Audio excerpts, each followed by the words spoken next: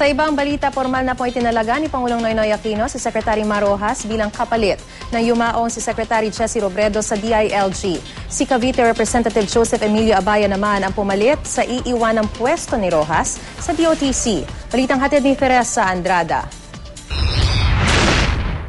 Kailangan natin ng isang individual na didilig at magpapalago sa ating pong agenda.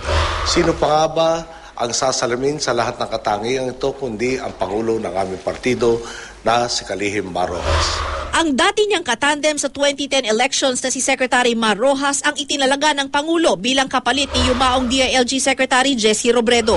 Malaki raw ang tiwala ng Pangulo kay Rojas na aminado namang malaking responsibilidad ang iniatang sa kanya. Pangako ni Rojas, itutuloy raw niya ang mga reformang inumpisahan ni Robredo sa ahensya gaya ng transparency, accountability at people empowerment. I have big shoes or big chinelas to fill. Hindi po ako si Jessy Robredo. Sabi ng Pangulo, gumugulong pa noon ang search and rescue operations para kay Robredo nang ikonsidera niya si Rojas sa pwesto. Mar was on the top of a very short list. But there were other people that I considered.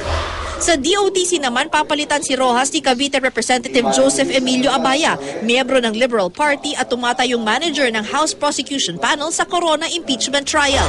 Naging aide-de-camp si Abaya ni nooy Pangulong Cory Aquino bago nakasabay bilang kongresista si Pangulong Noynoy Aquino sa pagsusulong ng impeachment laban kay dating Pangulong Gloria Arroyo. Continuity is a key component in achieving the reforms and change we want to accomplish. We have this rare chance to see things through, and with God's help and our people's, we will do our part. Ang mga bagong appointment aprobado sa ilang mambabatas tulad ni na Senador Panfilo Lacson at Senate President Juan Ponce Enrile. Ano naman kaya ang masasabi ng minorya sa Kamara? Let's talk first of Mar. Hindi yan mahilig sa pera. So, tama-tama siya. We can do a good job here. That will be a good ladder for him.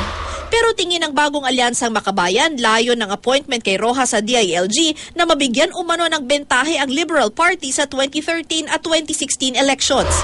May impluwensya kasi ang DILG sa pamamalakad ng mga lokal na pamahalaan, gayon din sa pulisya. Pero itinanggi ng Pangulo at ni Rojas ang espekulasyong ito. Teresa Andrada, GMA News.